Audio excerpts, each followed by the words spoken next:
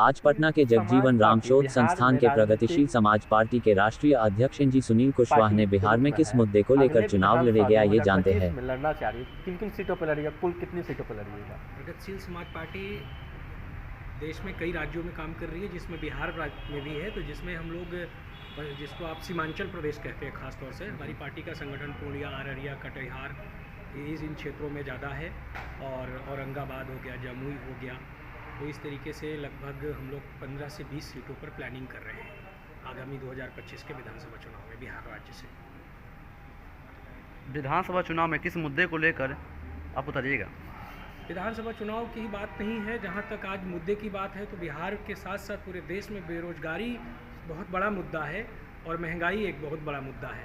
और जो सबसे बड़ी बात है कि आज की राजनीति जो है मुख्य मुद्दों से भटकाने की राजनीति हो रही है, कि जो आज जनता से जुड़े हुए मुद्दे हैं, बेरोजगारी है, नौजवानों को रोज़गार नहीं मिल रहा है, युवा हमारा रोज़गार के लिए भटक रहा है। बिहार में भी एक बहुत मूलभूत मुद्दा है। बिहार की प्रतिभा इंजीनियरिंग कॉलेजेज, मेडिकल कॉलेजेज और सिविल सर्विसेज में बहुत अच्छी प्रतिभा का प्रदर्शन करती है, लेकिन इसको अन्य नौकरियों में और ख़ास तौर से हमारे बिहार के नौजवान जो है पूरे देश में दूसरी जगहों पर माइग्रेट होते हैं, इसको जो है देखने की ज़रूरत है।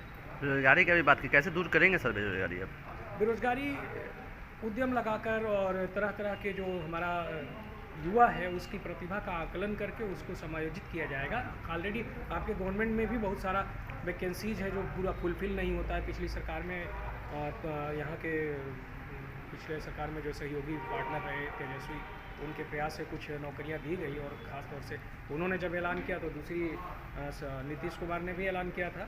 तो उस समय तो अलग अलग थे वो लोग चुनाव के समय, लेकिन बाद में एक भी हुए तो कुछ थोड़ा बहुत काम हुआ। प्रतिस्पर्धा में ही मैं कहूँगा उस तरह का काम हो, किसी भी तरीके से हमारे युवाओं को रोजगार की ज़रूरत है आज। आप किन किन योजनाओं और किन किन मुद्दों के साथ चुनाव लड़ना चाहेंगे सर बिहार में?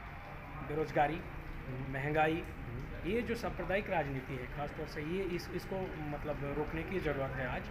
और इससे हमारे मूलभूत मुद्दे भटक जाते हैं, हमारी जनता को हिंदू मुस्लिम में और इसमें भटकाने का प्रयास हमारे जो राजनेता करते हैं। इस मुद्दे को रोकने की ज़रूरत है और बेरोजगारी को आगे ले आने की ज़रूरत है, महंगाई को आगे ले। मुद्दा तो सर पूरा जनगणना यहाँ पे बिहार की सरकार ने जबकि कर दिया है तो, लेकिन उसका जो नीतिगत रूप में जब तक हम उसके आंकड़ों को लागू नहीं करेंगे तब तक उस जनगणना का भी एक तरीके से आंकड़ों के अलावा कोई महत्व नहीं रह जाता है।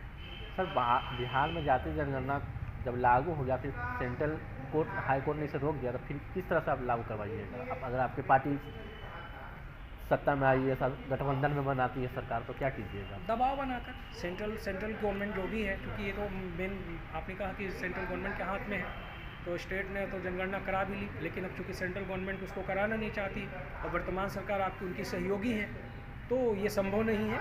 तो ऐसे में केंद्र सरकार पर दबाव बनाकर हम लोग इसको लागू करना चाहेंगे। जनगणना की बात की है सर, जनगणना में भागीदारी और हिस्सेदारी की बात की जा रही है। हाँ, बिल्कुल बिल्कुल, जिसकी जितनी आबादी है आज उसको हिस्सेदारी मिलनी चाहिए। आज़ादी के इतने वर्षों के बाद भी आज देखिए शासन सत्ता में पिछड़ों को, दलितों को, अन्य वर्गों को उतना मतलब कोई पार्टिसिपेशन नहीं मिल रहा है।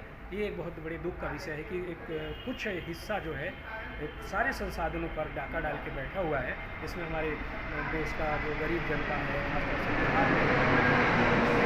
सुदूर अंचलों में जो युवा है आज मेहनत मजदूरी के लिए पूरे देश में जा रहे हैं, लेकिन हमको यहीं स्थानीय रोजगार देने की ज़रूरत है। तो जब जातिगत जनगणना का आंकड़े के हिसाब से हम नीतिगत पॉलिसी बनाएगी सरकार, तभी ना तो उनका विकास होगा।